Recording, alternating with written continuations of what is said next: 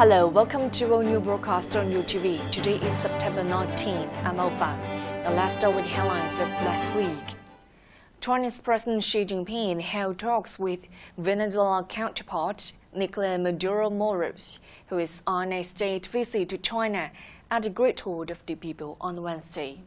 The two presidents announced the elevation of the China-Venezuela relationship to an all-weather strategic partnership. She said China stands ready to work with Venezuela to firmly support each other in exploring a development path suited to their national conditions and strengthen party and national governance exchanges. He said China supports Venezuela in setting up special economic zones and to share relevant experience to help its national development. Maduro said Venezuela's national development and Venezuela-China relationship are at a significant stage. The establishment of an all-weather strategy partnership is of historic significance and will surely usher in a new era of bilateral relations. He said Venezuela is willing to learn from China's experience and build in special economic zones and deepen practical cooperation in agricultural, investment, education, and tourism. Venezuela stands ready to strengthen communication and cooperation with China within multilateral frameworks such as the United Nations and the BRICS mechanism, safeguard multilateralism and legitimate interests of developing countries, and promote building a community with a shared future for humanity, according to Venezuelan President. Russian President Vladimir Putin said that the global economy is undergoing changes largely due to the fact that certain Western countries are destroying the financial relation system. We now one can see how the global economy is changed and is continuing to change in recent years due to the fact that some countries, primarily Western ones, are destroying the system of financial, trade, and economic relations that they themselves built. Putin said during his speech at the plenary session of the 8th Eastern Economic Forum. He said that in this context, genuine business cooperation between those states that choose not to succumb to external pressures is expanding. These states prefer to follow their own interests. Putin noted, the 4-day EEF is organized by the Rose Congress Foundation, themed One Way to Cooperation, Peace and Prosperity, that has served as an important venue for dialogue among politicians, business executives, and experts for Far East development and regional cooperation. Former U.S. President Donald Trump filed a motion on Monday seeking to disqualify U.S. District Judge Tanya Chutkan from presiding over one of the criminal cases charging him with trying to overturn his 2020 presidential election laws. Trump, the frontrunner for the 2024 Republican presidential nomination, said last month he planned to seek Chutkan's recusal as well as change of venue for the case. The court filing cites a remark Chutkan made at a 2022 sentencing hearing for a Capitol riot defendant, in which he suggested that the rioter was motivated by blind loyalty to one person who, by the way, remains free to this day, after some defendants argued they thought they were doing what Trump wanted. Trump's lawyer argued that the comment indicated the judge's belief that Trump should be prosecuted and imprisoned. Trump has frequently criticized Chutkan on his social media site since she was randomly assigned to preside over the election case in the Washington federal court. Presidents are not kings, and plaintiff is not president, Chutkan wrote in that ruling. Ukraine reserves the right to turn to the World Trade Organization if Poland extends a ban on grain import from Ukraine, Prime Minister Denis Shmyhal said on Tuesday. In case of violation of trade law and the interest of political populism before the elections, Ukraine will be forced to turn to WTO arbitration to obtain compensation for violation of the General Agreement on Tariffs and Trade Norms. Shmyhal wrote in the social media X.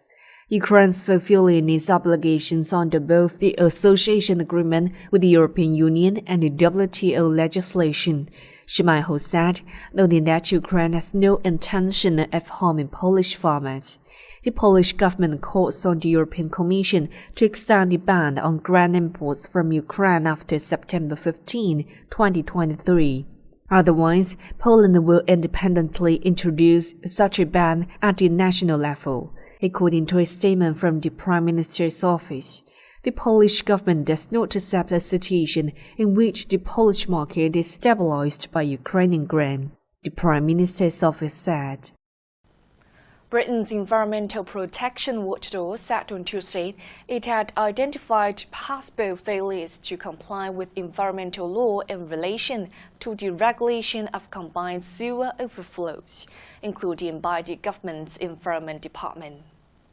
The Office of Environmental Protection said it believed the Department of Environment, Food and Rural Affairs, Water Regulator (FWOT), and the government's Environment Agency may all have misinterpreted key points of law. The OEP said the three public authorities had been notified and that they had 2 months to respond and set out proposed measures to address these issues. The guidance provided by government regulators and the permitting regime they put in place for the water companies possibly allow untreated sewage discharges to occur more regularly than intended by the law without risk of sanction. Let's get to some news flashes. Winners of this year's Nobel Prize will get an extra 1 million crowns, taking the total financial reward to 11 million Swedish crowns. The Nobel Foundation, which administers the awards, said on Friday. The prize money has been adjusted up and down in recent years, and the award giver said it was increasing demand this year to reflect the foundation's stronger financial position. Volker Perth, the UN envoy of Sudan, on Wednesday said that he is stepping down from the position. The Sudanese Foreign Ministry said in June the government of Sudan officially notified Guterres that Perth had been declared persona non grata. A UN spokesperson then said Guterres recalls that the doctrine of persona non grata is not applicable to or in respect of United Nations personnel. France ambassador in Niger, Sylvanage, is being held hostage at the French embassy by the military junta which has seized power in the West African nation, President Emmanuel Macron said on Friday. As we speak, we have an embassy and diplomat members which are being literally held hostage at the French embassy, and food is prevented from being delivered, Macron told reporters during a visit to Burgundy. At least 14 people killed when a small plane crashed on Saturday in Barcelos, an inland city of Amazon state in the northern Brazil, local authorities said. They were all tourists who were going on a fishing trip, Amazonas Governor Wilson Lima told a press conference, adding that initial information showed all the tourists were Brazilian. Thousands of Czechs gathered at Prague's Wenceslas Square in the Czech capital on Saturday to protest against the government. Under the slogan, Czech Republic against the government, the rally was mainly against the inappropriate action of the government on inflation, tax changes, and pension adjustments. There were also banners in the crowd that read "Down with the US minions" and "Down with NATO."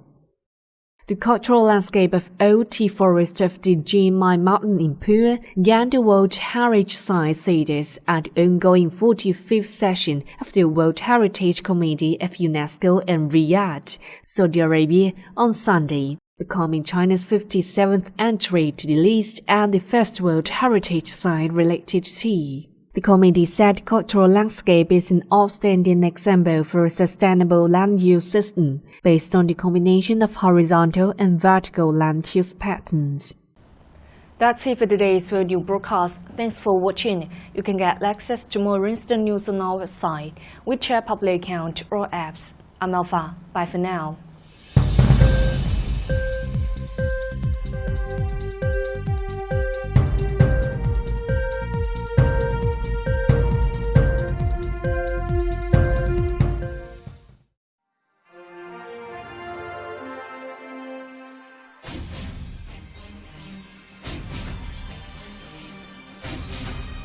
看环球，知天下。